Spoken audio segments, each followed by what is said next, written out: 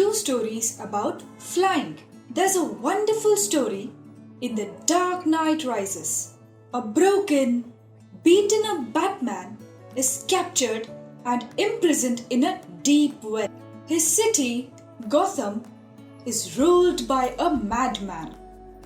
It is in utter chaos and in dire need of its hero, Batman. The well is so deep that no one can climb out of it. But that's not to say no one has tried. There have been many. Only one person has previously succeeded. To plan his escape, Batman wraps himself in a safety harness and jumps. No dice. The jump isn't big enough. He keeps at it for days, weeks at end, all to no avail. Till one day, a wise old man tells him to loose the harness and the ropes, to take the plunge, no backups, no safety. One failed attempt meant certain death. Driven to desperation, Batman removes his harness and dares a jump. Wait! What's that got to do with two stories about flying? Patience, dear one. All in good time. As the title says, we are looking at two stories here. One imaginary, a story of a scared little seagull learning how to fly. The second, that of an airplane pilot caught in a storm who is desperate to see his family. Like Batman, perhaps. Let's take a dive into the lesson though, shall we? The seagull is a youngling who is being trained to fly by his parents. His siblings and he are taken to a cliff where they are encouraged to spread their wings and take off. His siblings had already flown, but our hero was afraid. He stayed firmly on the ground. Looking at the sea, he was certain that he would fall and drown. He quickly hid away and watched his family away, enduring his parents' scoldings and threats of keeping him hungry. No threats worked, however.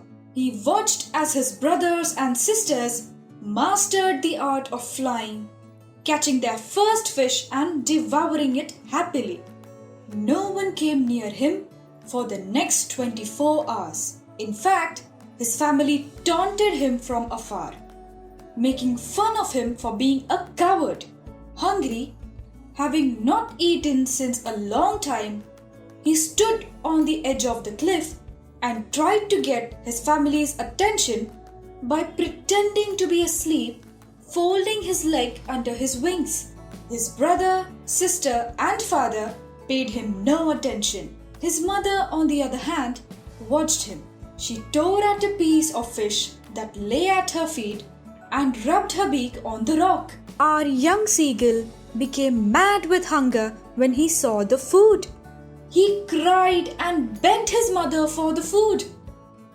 But his mother denied and teased him, ridiculing him. His mother had picked up a piece of the fish and was flying across to him with it. He stuck out his neck, getting impatient, trying to get near it. But when she was just opposite to him, she stopped with the piece of fish in her beak, almost within the reach of his beak. He couldn't wait any longer and takes a dive towards the fish. A sense of horror crept up to him as he realized he was falling down the cliff. But in a moment, he opened his wings and realized he was not falling headfirst into the ground. Instead, he was now gliding, the wind under his wings bending to his command. He flaps his wings and takes his first leap into the sky. His family comes around to celebrate with him. He feels like he has always been able to fly and finally settles down on the waves, finally eating, finally cheered on by his family. The second story goes as follows. An airplane pilot is flying over France to his destination, England. He hasn't met his family in quite some time and is very eager to reach them in his vacation time. He checks in on the directions from the Paris Air Traffic Control Center and calibrates his journey accordingly. Now happy that he would reach home before breakfast, he continues happily.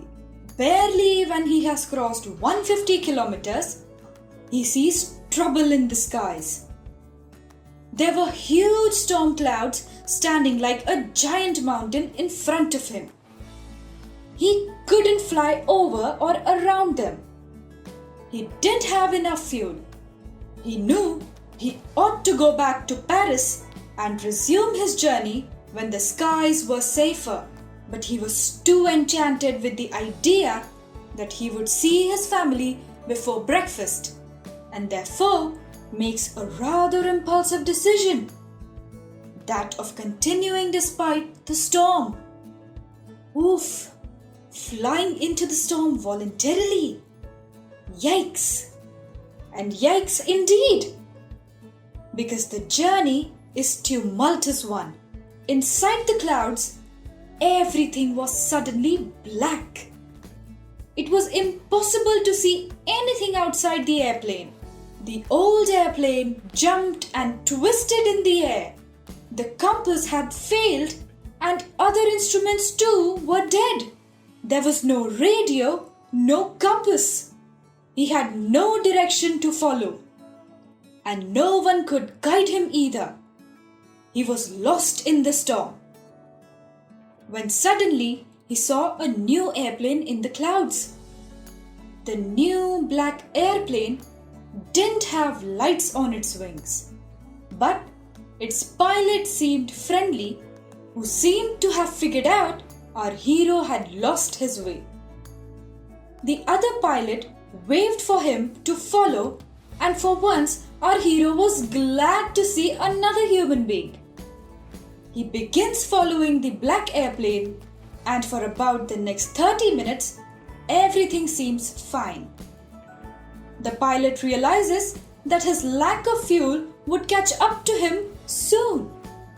There was only enough left to continue the flight for the next 10 minutes at best.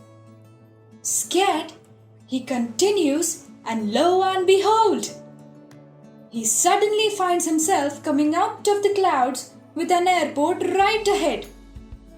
He turns to thank the black airplane, but finds none behind. On safely landing, he is glad to take a break from his plane and asks the woman in the control center about the other plane that flew with him. He expresses that he wants to thank the pilot for helping him out in such a dire situation. But it turns out that there was no other flight, no other plane or pilot in the sky that night. Who then was the mysterious savior? It is tempting to think in the second story is of a ghost or an apparition or perhaps some sort of divine intervention. But think about it really. Is it really?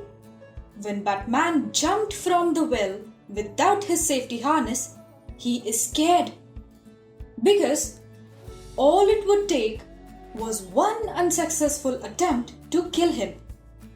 Quite like our young seagull and our impulsive pilot. But they all did it.